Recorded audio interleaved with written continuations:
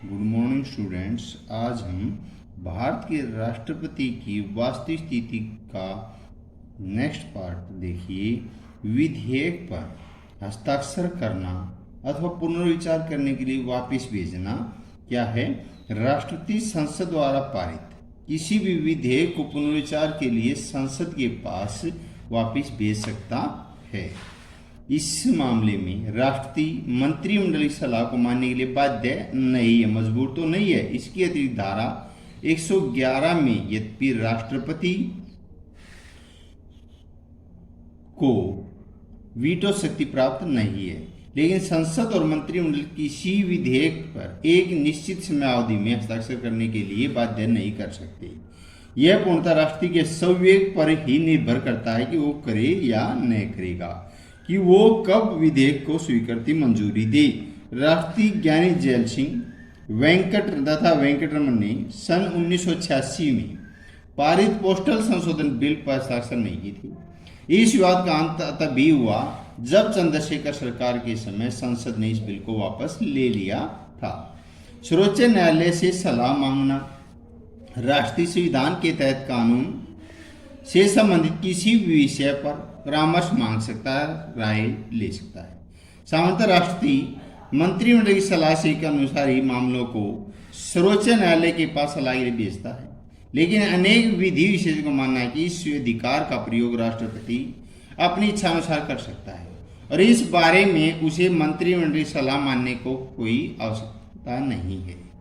महान न्यायाधिवक्ता से परामर्श करना संविधान व कानून संबंधित किसी भी प्रश्न पर राष्ट्रीय महान्यायाधिवक्ता से सलाह मांग सकता है। इस बारे में राष्ट्रपति का मंत्रिमंडल सलाह करने का कोई आवश्यकता नहीं है। श्री वेंकटरमन ने पोस्टल संशोधन 1986 में महान्यायाधिवक्ता से परामर्श करने के बाद ही हस्ताक्षर नहीं किए थे। इन संवैधानिक अधिकारों के क्षेत्रों के अतिरिक्त गणराज्य का अध्यक्ष व राष्ट्र का प्रथम नागरिक होने के नाते वह निम्नलिखित विषय अधिकारों व अधिकारों का प्रयोग क्षमतापूर्वक करता है। सलाह देना, राष्ट्रपति प्रधानमंत्री को विभिन्न मामलों पर सलाह देता है। सामान्यतः प्रधानमंत्री राष्ट्रपति की सलाह की अनदेखी नहीं करता, क्योंकि राष्ट्रीय राजनीतिक दलबंदी से ऊपर उठकर सलाह देता है। प्रोत्साहित करना, बढ़ावा देना, राष्ट्रीय प्रधानमंत्री सहित मंत्रिमंडल को प्रोत्साहित करता है। जब जैसे नेहरू जी अक्सर डॉक्टर राधाकृष्णन से परामर्श करते थे, डॉक्टर सर्वपल्ली राधाकृष्णन उनका मार्गदर्शन लेते थे। फलस्वरूप डॉक्टर राधाकृष्णन ने नेहरू जी को प्रोत्साहित किया करते थे। चेतावनी देना, यदि प्रधानमंत्री राष्ट्रपति की सलाह की अनदेखी करता तो राष्ट्रपति प्रधानमंत्री को चेतावनी दे सकता है और इसे गंभीर परिणामों के संकेत भी कर सकता है। जैसे ज्ञानी जैल सिंह ने राजीव गांधी को चेतावनी देते हुए 1986 में बाकायदा पत्र तक लिख डाले थे, लेकिन चेतावनी का यह अर्थ कदापि नहीं था कि प्रधानमंत्री को हटाने की धमकी दे सकता है। यही नहीं, वह सरकार को उसके कार्यों की चेतावनी दे सकता है। जैसे 2000 के प्रारंभ में अटल बिहारी वाजपेयी की सरकार से संविधान पुनः विचार करने के बाद एक आयोग, एक कमेटी गठन करने की घोषणा की थी। तत्कालीन राष्ट्रपति के नारायण ने संविधान की 50वीं वर्षगांठ के उपलक्ष्य में बोलते हुए कहा था कि सरकार को संविधान की आधारभूत बनावट में किसी प्रकार का परिवर्तन नहीं करना चाहिए। सूचना पाने का अधिकार है। संविधान में प्रधानमंत्री से अपेक्षा की गई कि वह समय समय पर राष्ट्रपति को प्रशासन के बारे में सूचित करता रहे। नेहरू जी 15 दिनों के पश्चात राष्ट्रपति को सूचना देनी थी तो सराहा करते थे। इसलिए माना जाता है कि राष्ट्रपति को प्रधानमंत्री व मंत्रिमंडल से सूचना पाने का अधिकार है। इस प्रकार भारत का राष्ट्रपति संस्थात्मक व्यवस्था होने के नाते तानाशाह बनने की स्थिति में नहीं है, क्योंकि 44वें संविधान संशोधन के बाद वह आपातकालीन अधिकारों का दुरुपयोग नहीं कर सकता, लेकिन वह निश्चित रूप से ब्रिटेन के राजा से अधिक अच्छी स्थिति में है, क्योंकि वह गणराज्य का निर्वाचित अध्यक्ष है और संविधान के अंतर्गत उसे संविधान का रक्षक बना गया है, जिस कारण उसे कुछ संवैधानिक अधिकार भी मिल गई। राष्ट्र की स्थिति में नेहरू जी ने ठीक ही कहा, इन शब्दों में व्यक्त किया, अपने राष्ट्र को वास्तविक शक्ति नहीं दी, बल्कि उसे पद को बड़ा शक्तिशाली और सम्मानजनक बनाया। राष्ट्रपति की चुनाव प्रणाली की 3 विशेषताएं। राष्ट्रपति का चुनाव अप्रत्यक्ष रूप से होता है। राष्ट्रीय चुनाव निर्वाचन मंडल करता है, जिसमें संसद तथा राज्य विधानसभा के निर्वाचित सदस्य होते हैं। निर्वाचन मंडल सदस्य के मत का मूल्यांकन होता है कि मत कैसे, कि उसको जनता से कितने वोट मिले हैं और वे वोट उसमें काउंट होते हैं। तो जनता तो वोट डालती है राष्ट्रपति का, तो इसलिए वे वोट उसमें उसका मूल्यांकन होता है। राष्ट्रीय पद पर संबंधित योग्यताएं क्या है? वह भारत का नागरिक हो, उसकी आयु कम से कम 35 वर्ष हो, वह संघ या राज्य सरकार के दिन किसी लाभ के पद पर न हो, निर्वाचक मंडल से कम 50 देशों द्वारा उम्मीदवार का नाम प्रस्तावित था 50 देशों द्वारा अनुमोदित रिकमेंडेड किया जाना चाहिए। उम्मीदवार को 15,000 रुपये जमानत राशि नकद या भारतीय रिजर्व बैंक या किसी खजाने की प्राप्ति, रिसिप्ट की रसीद, नामांकन पत्र साथ देनी पड़ती है।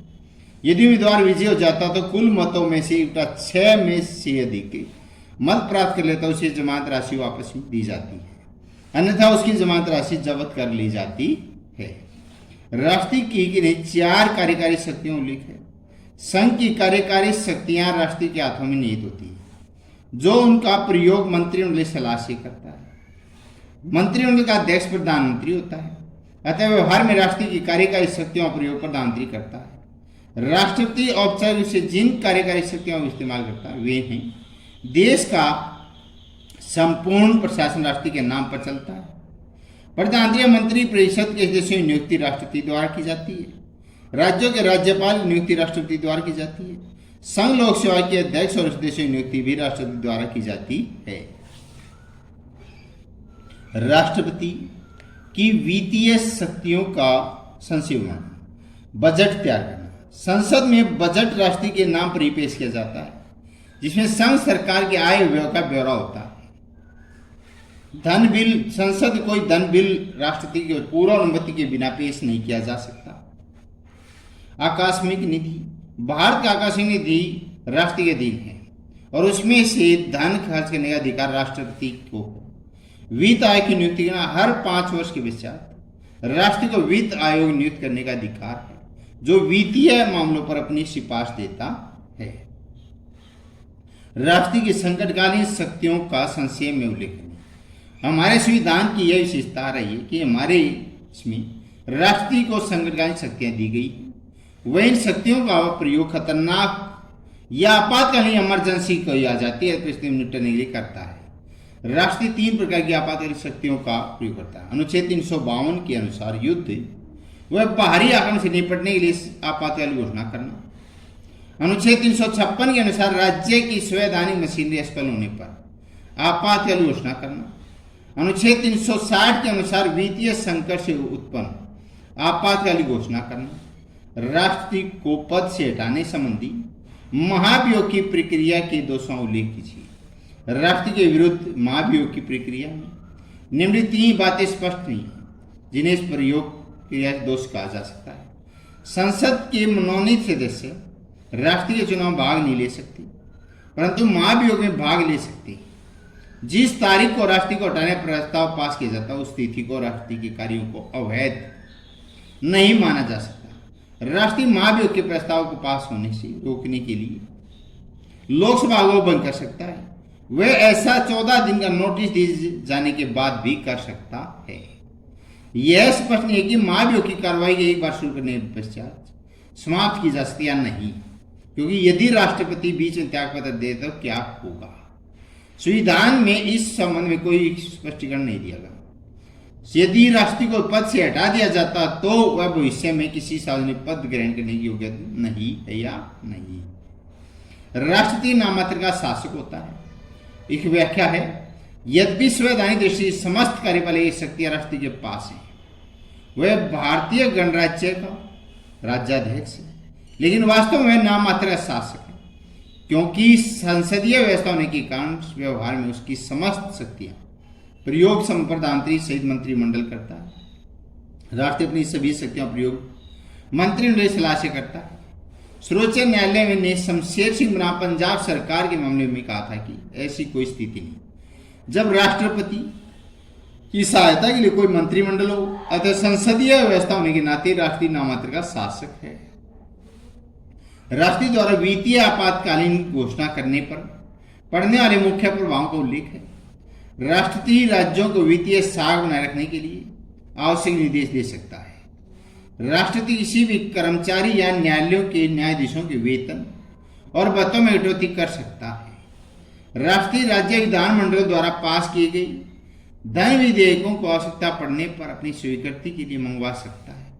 संघ और राज्यों के बीच राजस्व के बंटवारे के बारे में आवश्यक परिवर्तन कर सकता है। वित्तीय साख बनाए रखने के लिए वह कोई भी आवश्यक कदम उठा सकता है। धन्यवाद।